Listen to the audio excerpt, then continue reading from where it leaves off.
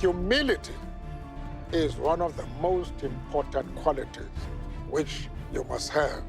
Because if you are humble, if you make people realize that you are no threat to them, then people will embrace you. Welcome to the Fidelis Leadership Podcast, a place of learning for those who aspire to leadership excellence. Here's our host, Mike Etor.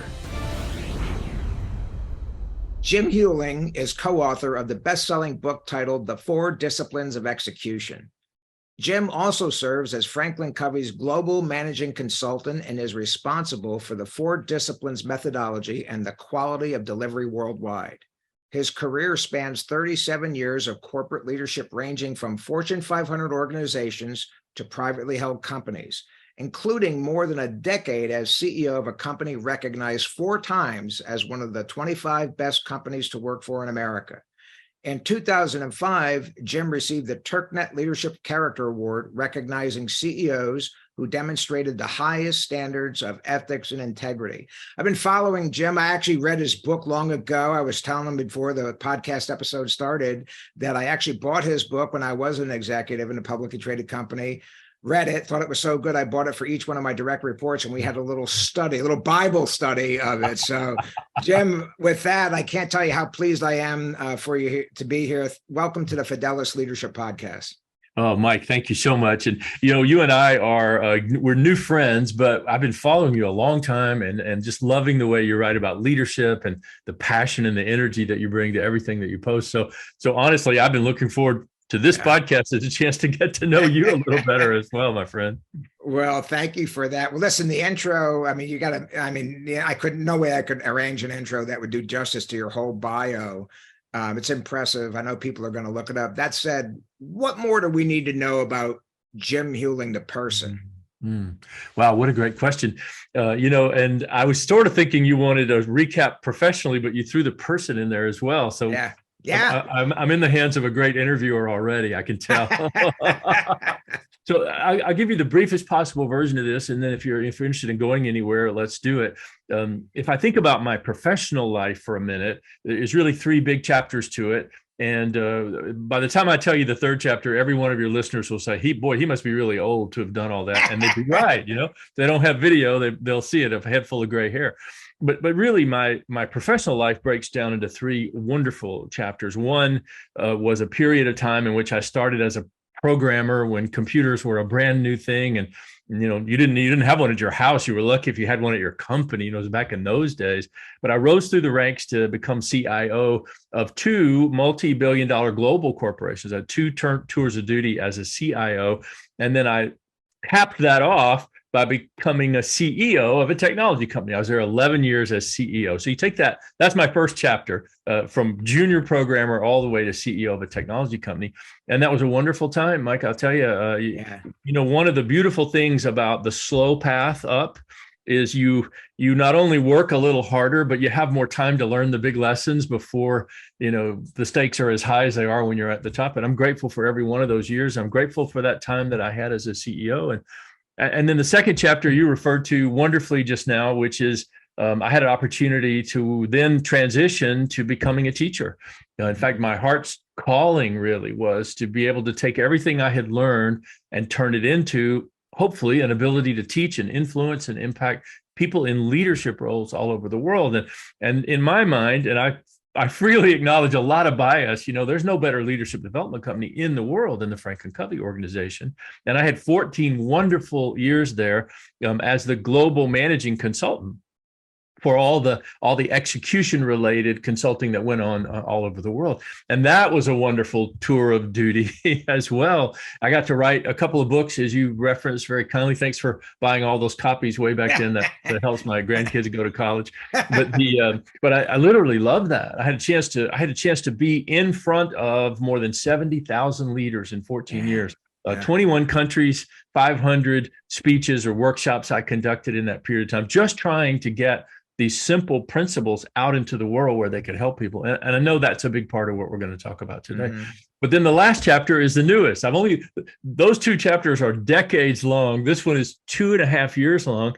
This chapter I'm in right now, I'm just going to say it, and I hope everybody sees sincerity on my face. This is the best chapter for me. This is really, I feel, what I was born to do, which is to work one-on-one, coaching leaders, in a careful, trusted, intimate sort of way. There's a beauty when you stand in front of 50,000 people and give a speech, and you hope you make an impact, and Mike, you feel a little bit like Bon Jovi for about 5 minutes. That's a great thing to get to do, and I'm just treasure all those memories. But I just say right out loud, it does not compare to the sense of meaning and impact you get when you're eyeball to eyeball with another person, especially when they're leaders. There's nobody lonelier in the world, and people are in leadership roles, because who can you talk to, right? Who can you tell that you don't know an answer or you're scared? Yeah. Well, the people you can talk to are your coach. If you've got a coach, you've got that safe space to build a plan, test the plan, and then go out and do it. So I've really loved this chapter I'm in now. I hope I hold up and I get to do it a number of years before it's over. But it is truly the best chapter of my life so far, as being sort of an executive coach or guide or mentor or friend. I have 37 senior executives right now that I'm coaching one-on-one, which is a very full plate for a guy my age, but It's truly the best part of my life so far. So is that a good start? 3 distinct chapters, all leading to the best chapter so far. Yeah, I love it. Well, I'm very similar to you. I've had 2 careers, as you know, the Marine Corps, 24 years, publicly traded executive for 15, thought I was done, and probably had lunch or breakfast, coffee with 20 or 30 people the first year of retirement. And I realized I was coaching. Yes. And I realized I could still mentor and develop, but didn't have to be somewhere at 8 o'clock every morning. And so I hung my shingle out, and the rest is history. And I think we're probably kindred spirits. I am going to do this until the day I cannot no longer do. I love it. Just love it. Yeah. Isn't that great? I read a lot about what people call eldership now, and about the real vacuum that exists of not of people wanting to learn. I know there's some commentary around that, but I find the world is filled with people who are anxious, hungry to learn something, but of people who really are willing to step back into the ring and say, I may not work as many hours and I may not fly on as many flights as I used to, but I can really show up and give you the benefit. And I know it's a metaphor, Mike, but if you just stand on my shoulders for a minute, I can help you see further and navigate your own path better. And you don't have to learn the hard way like I did. I can help you, and then you go further than I ever went. I love that. I love that feeling. My head hits the pillow every night saying this is good and honorable work. And in my own small way, I'm making a difference in the world. I love it. Yeah, I love it. No, we're definitely aligned on that. Well, listen, if I have a few standard questions up front. Of course. If we didn't know each other and all of a sudden I'm in the hotel lobby getting on the elevator, and I'm like, my God, that's Jim Huling. I read his book, and we're in the elevator and I only got a minute with you. I say, Jim, I've read your books. Give me your leadership philosophy. We only got a minute. So give me, if you had to boil it down into a very crisp executive summary, what's Jim Huling's philosophy of leadership? And Mike, I don't have a canned answer for that. I just speak from my heart for a minute. But I think fundamentally, leaders are faced with 2 choices. And I know it's an oversimplification, but everybody's going to go down one of these 2 paths. You're going to drive for compliance, or you're going to drive for commitment. And if you drive for compliance, and I'm not condemning anybody, I'm just saying that's about 90% of the leaders I encounter in the world. You do exactly what you're supposed to do. You do it the way you're supposed to do it. You do it on time and at the right level of quality. And that's all we're asking for from you. That's a compliance mindset. And by the way, in that scenario, the consequences of not complying are always severe, which is the way you sustain a compliance-based organization. Yeah. You get things done. It feels quick. If you're a leader, you feel powerful. You tell people to do something and they just go do it. And you're not asking their opinion. You're not putting it to a vote. You're just trying to tell them what to go and do. And when you build that kind of an organization, you get a lot of things done. Yeah. But you don't get nearly what you could have gotten done if you'd gone the other way. If you'd sort of played the long game, you built a team on the idea of commitment. which means you let people be engaged in what we're doing. You let people solve problems together. Dr. Covey used to be fond of saying the front line produces the bottom line in every organization. It's so true, you know. And even today, Mike, I love joking with a room full of executives saying, if you don't believe that quote, just send them all home for the next few days and see what happens around this place, you know. Because when it's only us leaders, there's not going to be a lot of executing that's going to happen. But really, if you're going for the long term, if you're trying to build something that will outlast you as a leader, then you teach people how to take ownership of a problem, how to collaborate on the solution, how to work together, and how to go just a little bit further than the job description defines, because you really care about what you're doing. You think you're doing something important. You know, when you go down that path, which I call the commitment path, you just have such a different experience as a leader. So that's kind of my little bit long-winded, take on the fundamental choices that leaders face today. Yeah, I love it. I love I wrote a note, actually, compliance versus commitment based. It's so true. I've never heard it put exactly that way, but you've nailed it. Another question I always ask is, that's the timeless question. I have to ask you, leaders, born or made? Yes. You know, I hope we never stop asking this question, because honestly, Mike, I think we learn every time. People like you and I, who've been leaders for a long time, it's healthy for us to stop and say, wait a minute, in 2023, is my answer still the same? Yeah. And you know, I've always believed in this sort of A-B part of that answer, one whole answer, but it cleanly breaks into two parts. So the one, I think there are enabling characteristics that make a person a successful or even a great leader. And those are things like honor and commitment and loyalty and integrity. You know, those characteristics are the drivers. They create the environment in which leadership can happen. But I'm always quick to add on my spin. I'd love to hear yours, by the way, that I think leaders are made by the choices they make. I don't think you may be born with a characteristic, you may be born with a tendency toward truthfulness or courageousness, but in the moment, is that what you choose? Well, that's when the choice of leadership is, when the stakes are high, when the boss says, what do you think about this idea? And you know it's a bad idea, and you know the boss loves it. What are you going to do, right? So even though you're born with courage, will you exercise the courage? So I think leaders are made by exercising those choices in the moment that, looking backward, define them as truly being a leader. Yeah, I agree entirely with what you're saying. I do the A-B split as well, Jim, a little bit differently in the sense, but I agree with everything you said. Sure. What I tell people is, I do think that there are some people that are just like musical abilities, athletic ability, math, science ability, languages, none of which, by the way, I was blessed with. Everything I just said, Mike Etor got none of, you know. But I do think some people are born with more natural aptitude for leadership than others. That said, because leadership, I feel, is a learned skill, you can take someone that's really doesn't have a lot of natural aptitude, but if he's got the desire to learn and the willingness to put in the reps, he can greatly outclips, relative to being a leader, the naturally gifted person who really doesn't do anything to develop it. Of course. Mike, I couldn't agree with you more. And I hope we don't offend anybody. You know, I think everybody that's willing to step into a leadership role these days ought to get some version of a standing ovation, you know, just for the courage to be willing to do it. Yeah. But I really do believe this thing that you just said is a powerful idea. And the more in other words, leadership greatness is not linear with intellect. Some of the smartest people I know who've reached a leadership position because they could solve problems as an individual or run the math really quickly don't turn out to be the best leaders. So if you're a person out there and you were never once invited to the Mensa meeting in high school, but you aspire to be a leader, I would say don't lose hope. Yeah, me either. They wouldn't have let me serve the sandwiches, you know, at the break at the meeting.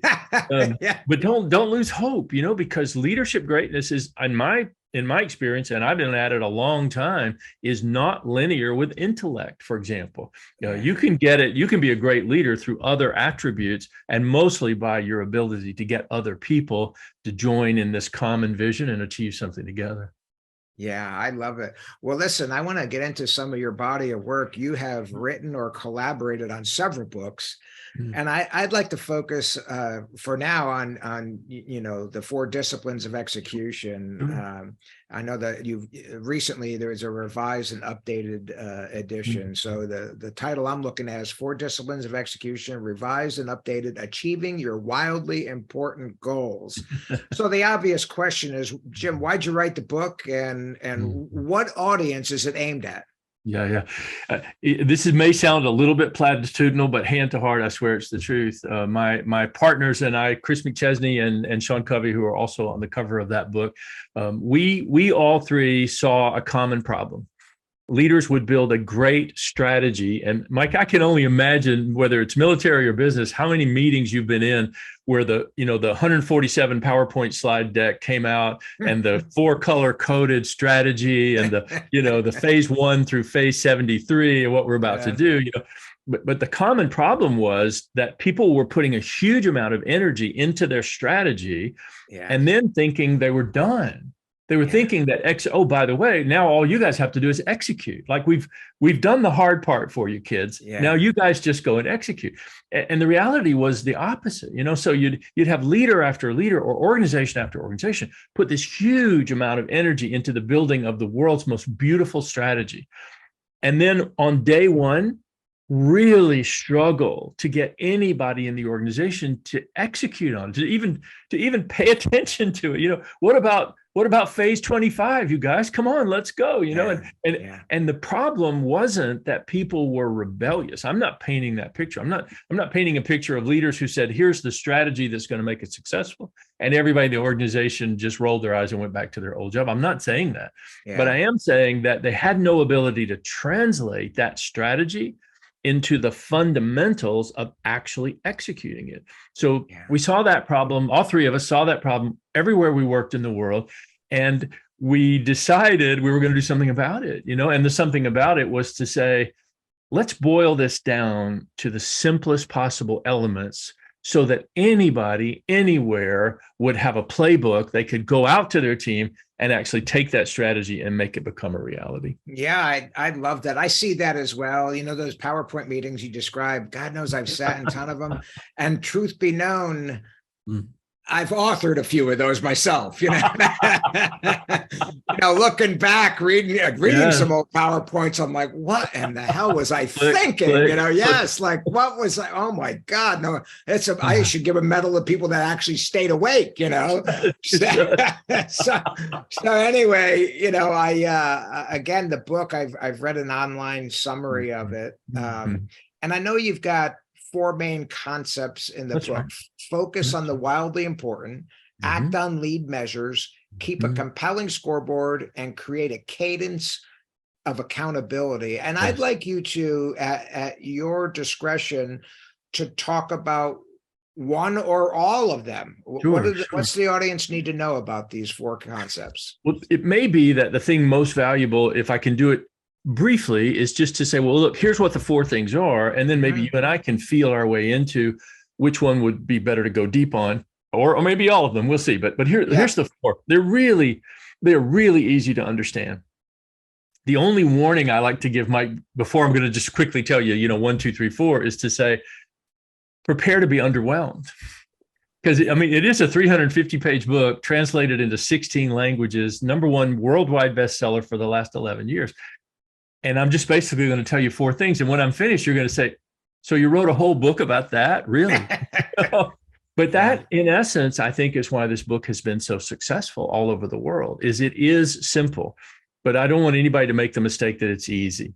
It's easy to understand. It's just not easy to do. So let's start with discipline 1.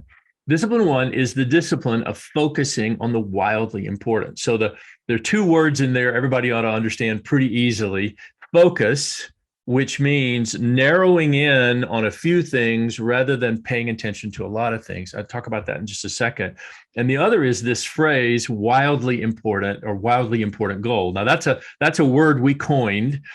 And honestly, we coined it out of desperation, Mike, because everybody everywhere in the world refer to all of their goals as important. are critically important or vitally important. I mean, there was no language to differentiate the few critical things that frankly mattered more than the others. So we invented one, wildly important, just cliche enough to catch people's attention. Maybe we abbreviate that to WIG, which is WIG. So wildly important goal. But here's the idea of discipline one. And I think a lot of your readers or people listening in the car while they're driving or eating a sandwich, they're going to pause when they hear this because it seems counterintuitive, but I promise you it's the truth that human beings are fundamentally wired to do one thing at a time with real excellence.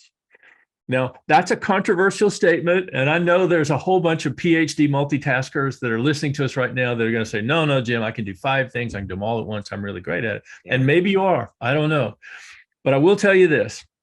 If you step back from your team, or by the way, Mike, on a personal application, if you step back from your life, it takes about 80% of your energy to just sustain everything else you've already got going.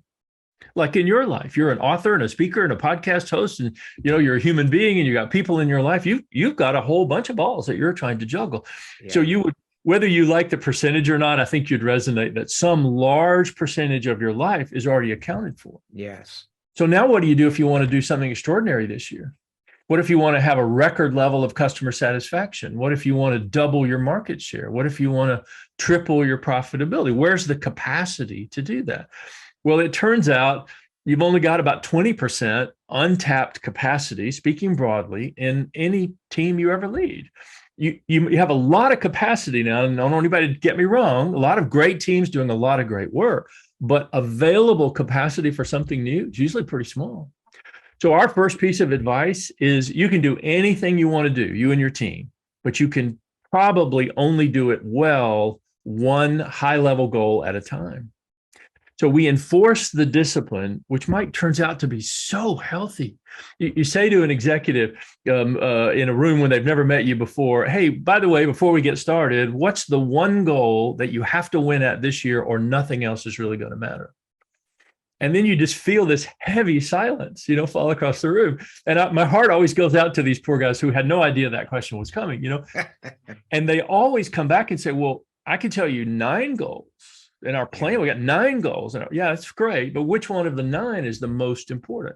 Well, it's not a way of tripping anybody up. It's a way of making the mind work in a certain way to say, if forced into an absolute ranking, what is the single most important thing we're going to do this year? Yeah. And by giving it just one, Mike, it's so rigorous. Is that product quality? Is that safety? Is that profitability? Is that what? Oh my gosh, But having to wrestle with that question clarifies the thinking of a whole executive team, and particularly the person in charge. So that's the idea. You have one goal that matters more than all the rest. And I'd be remiss if I didn't say real fast, it doesn't mean you only have one goal, period. Yeah. I've never seen anything that could run off of one goal. I don't know if you have, there's usually 5, 10, 50, 20 goals or KPIs or whatever you like to call them. Right. But our point is you got to pick one to matter more than the others, because we're going to give that one a very special treatment. So that's discipline 1. Yeah. Discipline 2 is really intriguing to me. It is the most eye-opening of the 4 disciplines, because it's the thing people have usually heard about the least. And I can say it really simply. If you've chosen one goal, that's really your breakthrough accomplishment for this year. So let's say for you and your team. The very next question you naturally start entertaining is, well, how are we going to achieve it? Well, discipline 2 works on a really simple idea. If the measurement of the goal is a lagging measure, which means I only know what it is after I've achieved it, and I would challenge everybody listening to you and me today that 95% of every metric you track is a lagging measure. The only way you know what it is you just got a history lesson, Right. And if you don't believe me, then what month do you know what your January profit is?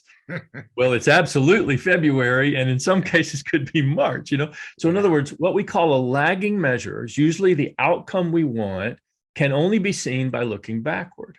But what you need to achieve that lagging measure are a set of leading measures that are actually the true drivers of achieving the goal.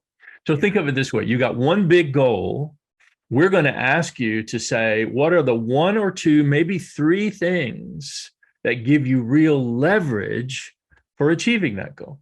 And Mike, you just start the whole process over again. An executive will say, well, we have 50 things we're going to do to achieve. That's right.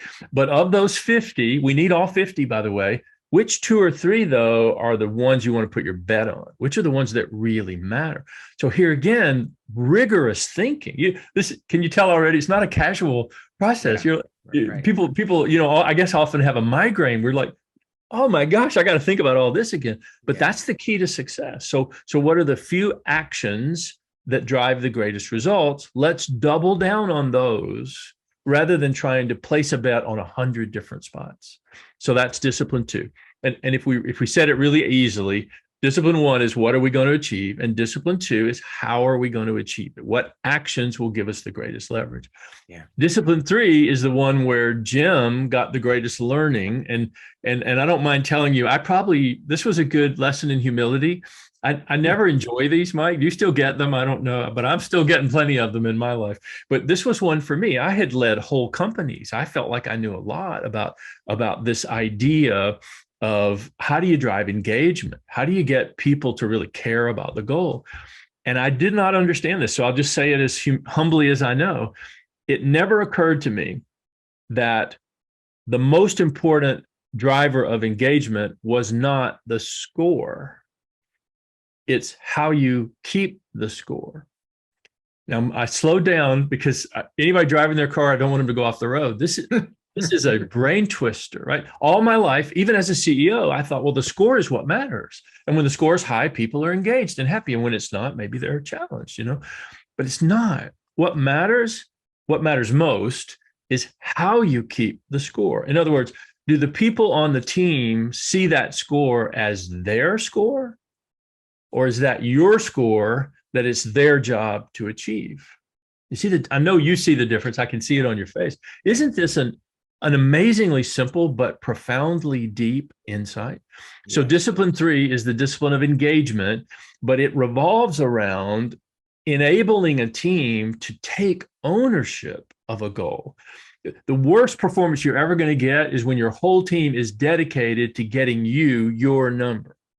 That's the worst. That's the worst team. That's the least engaged team. And believe me, listen in the break room at some point and you'll hear them all talking about your goal, right? Yeah, yeah. But if you flip that over, and some of that has to do with how you keep the score, then you can get a whole team of people saying, hey, Mike, thanks for the help and we appreciate your guidance, but this is our goal. We're all in. We're going to make this happen. So it's about keeping score in an engaging way. And we coined the phrase a compelling scoreboard, meaning it has not only data, but it has the emotion behind the data that makes them want to win. And then here's the last one. I'm talking as fast as a guy from my part of the country can talk. It's okay. So the fourth one is the discipline of accountability. Discipline 4 is to create a cadence of accountability. And I can say this briefly, but I want to say it in a way that matters. So discipline 4 is the most important of the 4 disciplines. In fact, in a sense, discipline 1, 2, and 3 design a game, but discipline 4 is playing the game. It's the actual moving of the number. Yeah. And it revolves around this idea of accountability. Well, when we first talk to people about it, we're usually jazzed. We're up in front of the room saying, this stuff's going to be great. You're going to believe it. And we get to the 4th discipline saying, this is going to be a weekly cadence of accountability. And everybody's face falls. And one person even said to me once, we're going to have a performance review every week. I'm like, no. The problem is in the what we've associated with accountability. Mike, when you and I had a boss, if your boss called you at one night and said, hey, will you be in my office at 8 a.m. sharp tomorrow morning? You and I need to have an accountability meeting. There's no part of you going, yes. I can't wait. Yes, let's do it. No part of you, right? If you're like me, you're like, what have I done? And what have I got caught doing? Either one of those is going to be bad. Right? Yes. But so we set out to try to change the way people think about accountability. And the image we used is a coach and an athlete on a playing field. So when you think of it, I live in the part of the country where football is like the big thing. So I've used a football metaphor. How many times have you seen the coach get in the face of a player, really challenging that player emotionally, grabbing them by the shirt, shaking them, and you say, oh, isn't that awful? And that same player turns around at the end of the season and say, I only made it to the NFL because of my coach who challenged me to get better. Yeah. So how do we redefine accountability to be the interaction in a team that lifts us all? How do we do that? And I don't know if you'll be surprised or not, but the way we found is you do not make yourself accountable to your boss. That's a limited way of implementing accountability. Now, you have a natural accountability to your boss. So I'm not saying the boss goes away. They still hire you and fire you and pay you your bonus every year. I got that. But day to day, your accountability is not primarily to your boss, it's to your team. And the way we generate that is every week for about 15 minutes, a whole team stands in a circle or sits in a circle, and you go around one by one by one by one by one. And every person says, hey, I got all my regular job to do, but here's the one thing I'm going to do this week to help move our score. And the next person says, yeah, I hear you. I'm pretty busy too, but you know what? I thought if I can get over and fix that inventory problem, it'll keep us from slowing down at the end of every week. I'm going to fix that this week. Another person says, hey, I'm meeting with the guys in IT. I'm going to get that system bug resolved. I can't program anything, but I know who to talk to. I'll volunteer. I'm going to make that happen. So see how person by person, you make those commitments, but you're not making them to your boss. You're making them to the people you work with. And then 1 week later, and this is the end of the overview. I hope it was fast enough, Mike. 1 week later, you do it all again. You go around the circle, except this time, every person says, hey, last week I committed to get with IT and get that problem solved, and I got it done. Or maybe they say, and I didn't get it done. But either way, in that moment, you realize you're not only accountable to your boss, you're accountable to these people you work with. Sure. And the minute that gets in your mind and your heart, you perform at a different level. We have people say, I've had people say, Mike, I'll disappoint my boss. I am not letting down my team. Yeah. And the boss doesn't always like that, but I'm like, I think that's powerful, right? Yeah. I'm not letting these people down. So that's, in a really fast way of speaking, those are the 4 disciplines that make up this methodology today in use by 300,000 organizations around the world. Yeah, I love it. Well, relative to your earlier comment, Jim, about prepare to be underwhelmed, I hear you. I say that as well. I am a aficionado of old leadership books. So I have a collection of leadership books going back a couple 100 years old, 150 years old, 80 years old. I buy them on eBay. Wow. And they've got that attic smell, Yeah, I love that. And the analogy I use is if you look at medical textbooks, starting really with Leonardo da Vinci, his drawings, I don't care how old the medical text is, the skeleton is the same. Wow. The muscles and the ligaments, the heart, the lungs, they're the same. Yeah, I love that, Mike. And what I have found is in every leadership book, manual, process I've ever studied, the skeleton's the same. Mm-hmm. It all goes back to a pretty core suite of fundamentals. Yes. And so what you just said and what I'm saying is it really isn't rocket science. Mm-hmm. But it is science. Yeah. And if you don't learn the basic anatomy and physiology and you try to treat the patient, you're probably not going to do well. That's so true. Probably not going to do well. So I love the simplicity of it. That said, I also tell people being a good leader is not hard, but it does require hard work. Ooh, oh. And the question I've got for you is your explanation is so crystal clear to someone like me and maybe more seasoned leaders. If it's that simple, and it really is, why do so many leaders struggle with achieving their strategies and goals? Right. Is it because they ignore one or more of the I think it's concepts? A great question. No, I think you know the answer, but I think it's a really great question. And maybe it's the best one of this conversation so far today. There's 2 things that I would cite for you as being my own observation, and we'd certainly welcome everybody to reach out to us and, let us know what theirs is. One of them is fundamentally, we all struggle with the push-pull of importance versus urgent. And we all know that if I've got something really important and I need to do it today and it matters a lot, I have this tendency to say, let me just finish cleaning out my inbox and then I'll get on it. And that's just our way of pushing off the important in order to clear away the urgent, except that it never works. It's a spiraling formula. And so, a person starts out on Monday morning like, hey, this is the week. We're going to make progress this week on our big goal. I promise you. And they get to the office and by 8:15, there's 3 crises that all have to be dealt with.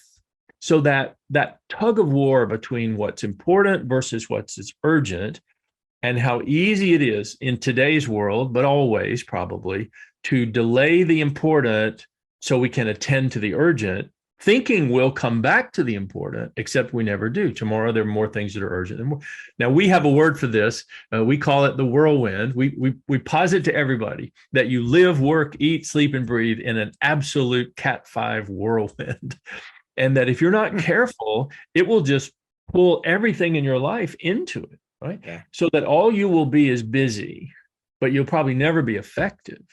And that the discipline is saying, okay, I know there are 3 urgent things. I know they've got to be dealt with, but we need to have this planning meeting this morning because it's really important. The ability to do the important, even when the urgent bells are ringing all over the place. That's number one. And then second is a later learning for me, Mike. In fact, I would say I've learned this in the last 24 months, is that, we used to say strategy times execution equals results. And I think that's still a very informative, simple nomenclature. Quality of the strategy times the quality of the execution equals the quality of the results.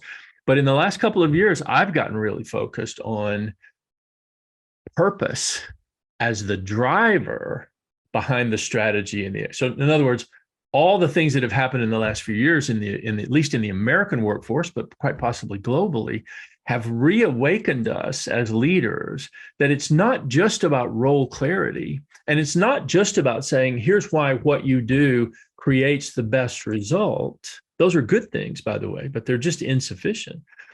People want something deeper. If they're going to trade all their hours for a few of your dollars, they want it to matter. They want to do something that makes a difference. So it's incumbent upon us as leaders now to add this third element. So for me, it's purpose times strategy times its execution. So purpose-fueled execution is what's really powerful. If you get people to execute in a world-class way on something they believe matters, you've got a formula for something extraordinary to happen. So I think that's the second thing, is the willingness. There's still a lot of folks that I know, Mike, who would say, I don't have time for all that purpose stuff. I get it. But we have a JOB around here. Can you just get back to work? All you got to do is make 12 sales calls by the end of the day. Come on, let's just get going. If you're still locked in that mode, you're playing a short-term game. And the ability to play that game is eroding now because people are crying out. They're quitting jobs because they have no sense of meaning in what they do. So it's not unicorns and rainbows we're talking about. This is a deep need of a human being to say, I'm a talented guy. I'm well educated. I'm working hard, but I want more than a handful of dollars at the end of the day. I want to feel like I did something that mattered. So today I add in the absence of purpose is one of the things that makes this hard as well. And you got to dig deep to find what that purpose is. Yeah, I love that. It aligns. I was at a leadership seminar years ago, Jim, and they gave us homework, but we had to do it right on the spot. They passed out 3x5 cards, and they said, in no more than a single sentence, give us your philosophy of leadership. Yeah. And so what I came up with was 4 words with the greater than sign. It is leadership is greater than culture, which is greater than strategy, which is greater than tactics. Yeah. And almost everything you just said about purpose. Perfect. That was perfect. Would be under the culture part of it. That's right. That's right. Because, and I've yet to find a problem in any organization. They think it's a tactical or strategic problem. Yes. It always goes to the left quadrant, leadership. Even if it's a cultural problem, who's in charge of setting the tone for culture and all that? So I love that. I wanted to go a little bit deeper on one thing. You're singing my song about the one main goal, one wildly important goal and all that. And believe it or not, Jim, everything you said in the four main concepts aligns one-on-one with how the Marine Corps teaches planning. Wow. It aligns totally. We call it the wildly important goal. We call that the main effort. Yeah. And there can only be one main effort. Now, right. There are a bunch of supporting efforts, airstrikes, artillery, logistics, and all that. And they are weighed in how much value they bring at the appropriate time to the main effort. That's right. So we are trained in that. And of course, it's principal stuff that works in the business world. That said, I have walked into every client I've ever walked into had 21 number one goals. They're all important, Mike. And so these four concepts you're trying to teach, I have my own version of it. We're saying essentially the same thing. Very close, though. It's very close. Very difficult to get them to understand it. So I'd like to go back a little bit. Let's just say the average company, let's just say they have 5 and the CEO says, well, they're all important. They're all number one. We're going to do all of these. How do you talk them off the ledge one more time and tell them you got 5 important things here, right, but you really do have to winnow it down and figure out what is the number one goal? Yeah, two ways of going about that, and I'm so glad you asked me that. I'm now drawing on 1,000 consulting engagements where I had to answer that very question. It's really a great question, Mike. 2 things really. So one, can we accept that if everything is priority 1, the truth is nothing's priority 1, right? And that's a reality. And if you're kidding yourself that you've got 7 things and they're all priority 1, you really are. How would you like to have an air traffic controller that said, oh no, I can land all 7 of these planes at the same time? It doesn't work. Things don't work like that, right? So thinking everything is priority 1 is the kiss of death, and you'll likely be mediocre at all 5 things. So I try really hard, and I have the gray hair to get away with it. And you would have a version, you have your own bag of tricks for this, that I can say, well, then I'll see you in a year. You're going to be mediocre on all 5 of these goals. And you and your boss are going to be really disappointed with 2023, And I don't mean that as a shtick. I just mean that's a tough love, courageous statement. And usually 99% of the time turns out to be an accurate prediction. Now, having said that, if we just get off that one holdup, if you have 5 things, it has very often been my experience that if we just look hard enough at the 5 things, 1 or 2 of them are the main things, and the other 3 are sort of enabling accomplishments that drive the big ones. We have this expression, we talk about wars and battles, wars are won by battles. But the only reason to fight a battle is to win a war. So understanding the natural relationship between what matters most and what matters a lot is a very seldom practiced skill in most organizations, but it's so vital because now the whole organization has a vocabulary. And listen, you could say this better than me. It's the people down on the front line who are allocating resources, who are making real-time decisions, who are solving one problem versus a different problem. They're the ones down there executing on all this stuff. If we don't provide them clarity, how are they ever supposed to do it the right way? So that's the benefit of wrestling with questions like the ones you and I are doing right now. Yeah, I love that. And, going one level deeper on the military analogy, you're exactly right. Wars are won by winning battles. Mm-hmm. Battles are won by winning a series of individual firefights. Mm. But the best leaders, the best military leaders know which battles actually need to be fought, and which can wait. That's right. Which can, what, we can fight that battle and we can win it, but it really won't have much effect on achieving the victory for the overall war. So I love what you're saying. Well, listen, let's just say everybody's, believing what you're saying, Jim. And, it's like, Jim, I'm going to narrow it down and all that. But so many leaders would say, Jim, I'm so easily distracted. Yes. By the bright, shiny objects, by the Cat 5 whirlwind you're talking about. How are there any best practices, or are there any main reasons that you see why and how leaders get distracted and how they can prevent from being distracted? Of course. Oh yeah. We've kind of referenced one by only a little bit of humor, saying, I might have one most important, but my boss has three, so therefore I have three. You can be caught in a little bit of a situation like that. And then second is, if a person who you trust can stand on their entire body of work of their life and say, you will inevitably fail if you take this approach. You get it. You can use that approach, and sometimes that will take people off of it. But at the end of the day, the question that seems to bring the most clarity to the brain is, if we froze your entire team, if we froze your current level of performance, and we put it in a time capsule, everything was going to stay exactly the way it is for the next year, and only one thing could get significantly better, what would you want it to be? Now, again, it's the same kind of question, but the problem is, if you say, well, which one is most important, that becomes eminently arguable, right? The people in safety will say, well, employee safety is the most important. And the people in product design will say product quality is the most important. And the people in finance will say, well, wait a minute, profitability is and you'll just circle around that forever. You'll never be able to wrestle that to the bottom. But there's something in the brain that seems to work. If you flip it over and you say, okay, everything's frozen, and you can have one breakthrough result this year. You can only have one. It's an immutable law of the universe. Where do you want the one to be? That makes people think differently. And somehow, Mike, I do the same thing as an executive coach with a leader who's lost their drive or struggling with their career path, to say, when it's all said and done, how do you want to be remembered? Yeah. Well, that question coalesces the brain, and now they're not thinking tactically, and they're not thinking about their income, and they're not thinking about whether they had a magazine article written about them or anything. They're thinking about all the people who followed them. What do I want them to say? In other words, they're thinking about their true legacy. Well, the same thing happens with goals.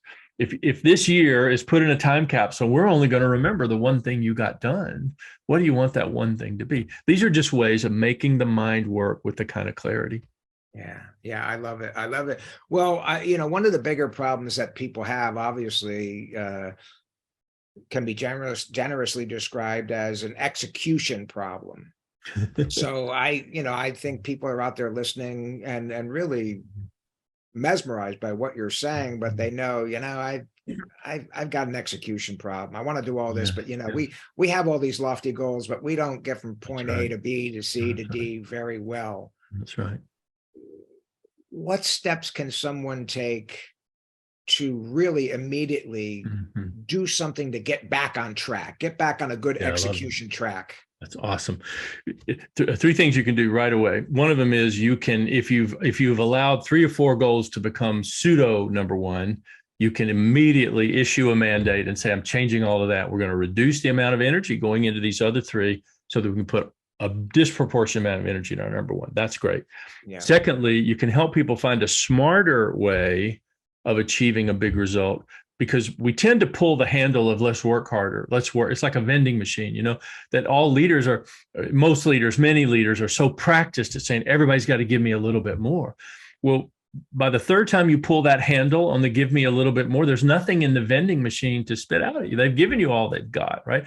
So we've got to find smarter ways to do it. And then last of all, we create this idea that this is ours. We're in this together. It's not me missing my number because you didn't do your part. It's we are going to miss our number, and that's going to be a big deal. If I can, I give you a really fast example. Would it be all right Sure, if I can tell fast? Yeah. Again, from my part of the country, we don't talk this fast, Mike. So I'm demonstrating an extraordinary skill in being able to do it right now. But one of our most favorite clients is the largest hotel company in the world. I'm not going to use their name, but I'm just say it's the biggest one there is, so it's not hard to know who I'm talking about. But they came to us with an execution problem. I mean, they wanted hotel guests to have a better experience. They wanted their company to grow. They wanted everything to be the same thing you and I want with everything we do. Right. But they had exhausted all the traditional ways they had found to make those results happen, and needed a new way to look at it. So we brought the 4 disciplines to a visionary, passionate executive who then championed it in the company. And so we said, well, first of all, what's the most important goal in a hotel? Well, I mean, you and I could pause a minute. We won't do it on a podcast because time is precious, but you get it. We could have dinner and have a conversation the whole dinner about what's the most important goal. If you're the general manager of a hotel, what would be your number one goal? Right. But if you went hard enough, you would say, you know what? It's the experience of the guest. Because if the experience of the guest is declining, I don't care that the quality of the food in the restaurant is great. I mean, I care, but I got bigger problems, right? Or I'm not as worried about a 5% drop in market share to my competitive hotel across the street if my guests are having a worse and worse experience. I know we're headed in the wrong direction. So we took a little while. We got really clear. Well, what's the most important goal in a hotel? It's the experience of the guest. But now you've got the hard part. Okay, how do we improve that? And we spent a lot of time with the people in the hotel trying to understand, well, what are the drivers of the guest experience? But the short version for today is that after a large body of data and interviewing had been done, it turned out, and you may be surprised by this, that it was the cleanliness of the hotel that is the biggest driver. And once again, I'll just use the same example. You know, if you don't feel your bathroom is clean in a hotel, do you really care how good the food is? Yeah. You don't. So cleanliness, and this was, okay. Now, how do you drive cleanliness? In other words, what shapes the experience that makes Mike say, you know what, this hotel is really clean. I love how clean this hotel is. Well, I'm so sorry you're getting the fast version of this because I have a long version that might be more entertaining. But for today, the important thing is, and you'll be surprised by this, I think, the cleanliness of the bathroom mirror is disproportionately impactful at you or I saying, wow, this room is really clean. If you think about it, it's a huge mirror. It's very brightly lit. And one thumbprint on the right-hand side says, nobody wiped this mirror down. So it's a high stakes element if you're playing a game to drive cleanliness to get a higher satisfaction score. But the company we worked with then said, well, okay, if that item shapes the perception of cleanliness, we're going to be world-class at mirrors. And they invented a process where every mirror in every hotel was cleaned 3 times every day. And every time the mirror was cleaned, get this now, the supervisor would come to the room and give the mirror a score. And at the end of the day, the housekeeper that had the highest mirror score would get a Starbucks card or a dinner at a restaurant. In other words, they sort of gamified clean mirrors, right? But clean mirrors drove the perception of cleanliness, and the perception of cleanliness drove them to the highest guest satisfaction in 35 years. Now you have to be careful. I'm not saying it's the only thing they did. And I'm not saying they stopped vacuuming because all they had to do was make the mirrors clean. That's the false dichotomy. They had to do everything else. Yeah. But if you want a number to move, you've got to find the most impactful thing that has room for improvement. Yeah. That's a powerful phrase because that's not easy to figure out. But when we got that, then we showed them how to have leverage. In other words, it wasn't just by working harder. We found a way to really work smarter and take those scores significantly up in that same year. I love that whole anecdote, and we could do another podcast episode just on that. The long Please, version. let's do it. I love it. I am the same way. I don't drink. I'm kind of boring, Jim. I don't drink, smoke, gamble, but I love Vegas. Absolutely love it. And when I go, I usually stay at the Wynn, upscale hotel. Sure. And so I'm thinking, I'm paying a few $100 a night for this hotel room. And so that's my standard. I go in and I look at a few things right off the bat. I look at the corners in the bathroom. Wow. and if it's the Marine in me, I guess, if the corners are as equally buffed and shine as the center of that's attention to detail, because that buffer doesn't get in there. They have to actually physically go in and clean that corner. And the second thing I do is I go over to the wine glasses and all that, which I'm not going to use, and I'll pick them up and I'll see if there's fingerprints on them. And so you're a tough customer. There almost never is, but I want to go further. It's, I'm in Vegas, so 10 p.m. everybody's going out to the casinos. Mike is going up to go to bed. I'm usually asleep by 11 p.m. Which means when they're staggering back at 5 a.m., Mike is down looking for coffee, because I want to go right, and I want to work out in a couple hours. Yeah. Well, in the Wynn, and so this is, I guess, an unpaid endorsement for Wynn, but I'm there 5 a.m. Most of the gamblers are gone. And so I got a coffee and I'm sitting down. Usually I turn a seat around on one of the roulette tables and just sit there and ask the guy, you mind if I sit here? No. And I'll just watch. And in the Wynn, Jim, they have these kind of like forklift devices that scissor upwards. And there's a guy on top of it. Jim, every morning in the Wynn, you've got about a dozen of these, and they are cleaning the ceiling and the tops of the chandeliers in places that no guest will ever see. Yeah, right. And so I looked at that and I'm like, and evidently Steve Wynn was a clean freak. And so he would have loved the story you just said, but I thought, my God, if they are paying that much attention to the top of the light fixture, that's right. This explains why there's such attention to detail at ground level. That's right.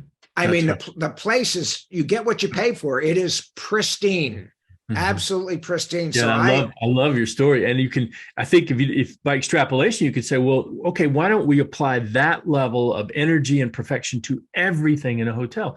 Well, that's aspirationally the right way, but you can't do it. Right. You don't have enough capacity, nor can you afford to have enough capacity to take everything to the perfection level. So in other words, you're going to make choices as a leader all the time. You're always going to have less resources than you have opportunity.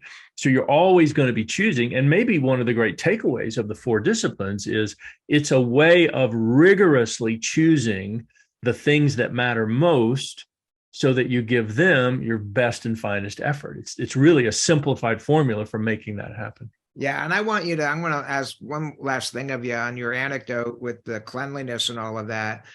We talked a lot about leaders and leadership, but a big part of what that story implied was the leaders, did surveys, they figured out but it also carried with it a huge implied training mission. That's training and execution and supervision of the frontline workers. Because knowing that the mirror is important is meaningless if probably one of the lowest paid employees in that organization doesn't execute that duty 3 times a day well and get supervised effectively on. Any thoughts on that?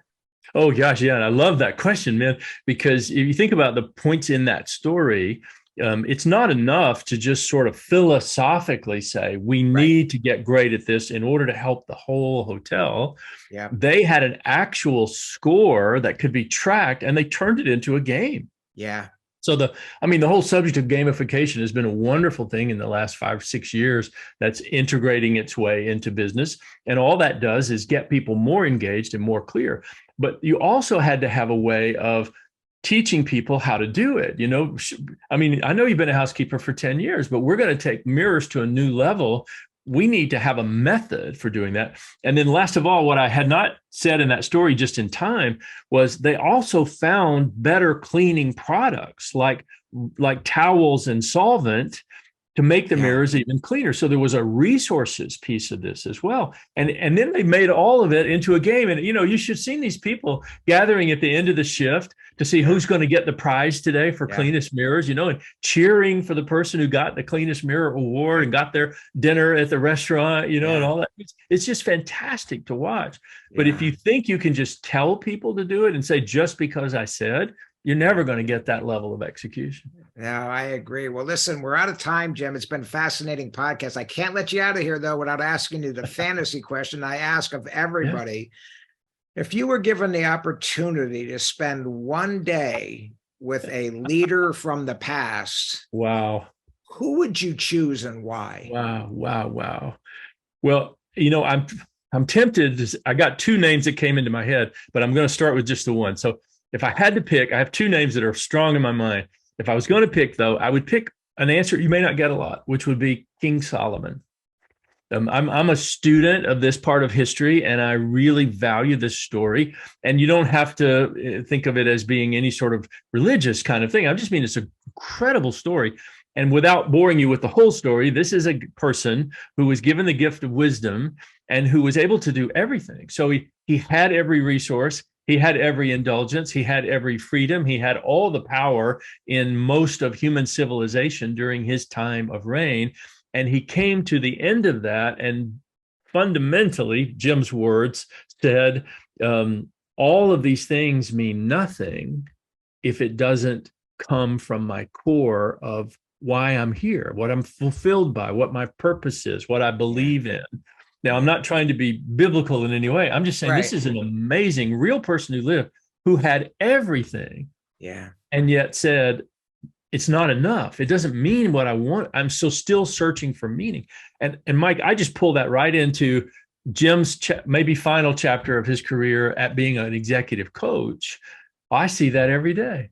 I see executives who make lots of money, who have everything, who have all the prestige and all the job security and all the financial latitude and abundance to do anything they want to do with their lives, who have all the people and have lots of adoration and everything that comes with that job. And yet they come into my coaching office. I had one a couple of weeks ago who said, Jim, being a CEO has hollowed me out from the inside, and I may look good on the outside, but there's nothing left in here. That's today's King Solomon story. So I would want to spend that day with King Solomon and say, tell me, what did you do? Once you had that insight, what did you do? How did you live your life? What did you do with the people around you to help them get that same insight? I'd want to know the backstory to the King Solomon story. If I could only. That's a great choice. Nobody's picked him before. Yeah, oh, good. And you know, the story and the reason why you picked him is very analogous and supportive. On my business card, I have a quote from an ancient philosopher named Pericles, and the quote says, "What you leave behind is not what is engraved into stone monuments, but what is woven into the lives of others." Oh, wow. And that's powerful. So these guys were smart and they lived at different periods of history, but the fundamental ethos of what they're saying is the same. So great choice. I don't believe anybody's ever picked that before. Oh, good. I'll stand out in the annals. Fabulous podcast. I love it. You know, I love it. The wisdom of Solomon, you know, famous. Famous. I love that. Well, and you know, Mike, maybe that just ties in, if you don't mind, a quick second, is my coaching question that I love to start every executive with is, how do you want to be remembered? Well, that in my nomenclature, and usually only in my head, I don't try to tell that whole story, you know, is that's the King Solomon question.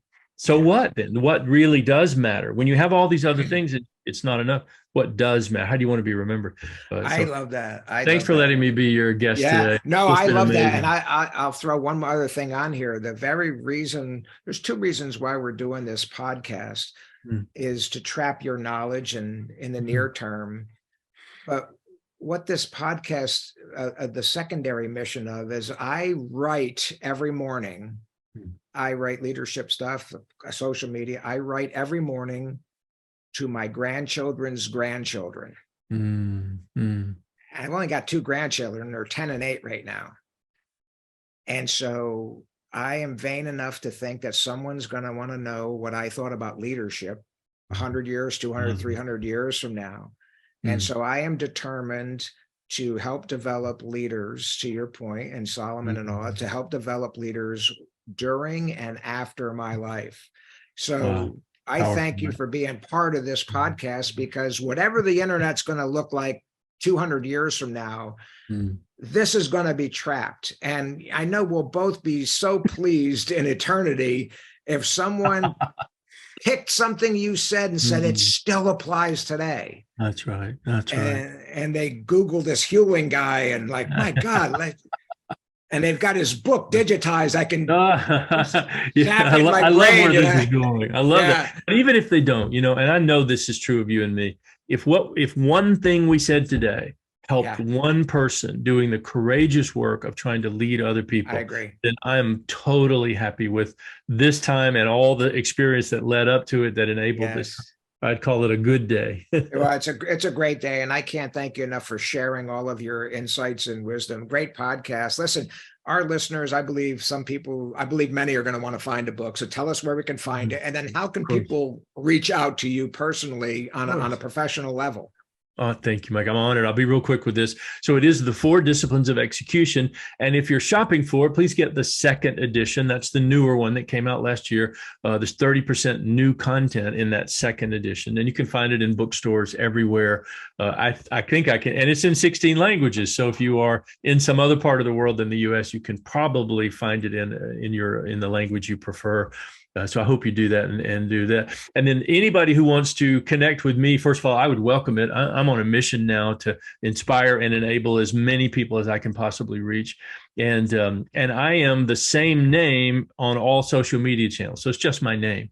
So Jim Huling on LinkedIn, on Facebook, on Instagram. And I post, like you, I post something about leadership or life every single day that I'm physically able. I post something every single day. And so if you wanted some small nuggets, they'll always be there. You should see something fresh virtually every day.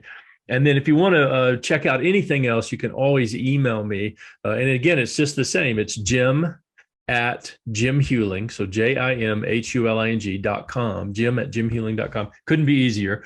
And email me. I'll be glad to get back to you. Or like you and I met on LinkedIn, reach out there. I'm on LinkedIn a long time, every single day, meeting people and helping as many folks as I can. Absolutely. Well, Jim, again, it's been a pleasure. And selfishly, I ask that you consider coming back and doing another one someday. Oh, yeah. The answer is yes, man. And I'm just glad you're on the record. Now you've recorded it now, so you have to be back now. It's on the record. So please, let's do that. What a pleasure, Mike. Yes, it's been my pleasure. Thank you again, Jim. Thank you so much. You're welcome. We hope you've enjoyed this podcast. Please subscribe, rate, review, and recommend to your friends. Please visit our website at fidelisleadership.com and sign up for our leadership newsletter. Until next time, remember the words of the ancient Greek philosopher Pericles. What you leave behind is not what is engraved in stone monuments, but is woven in the lives of others.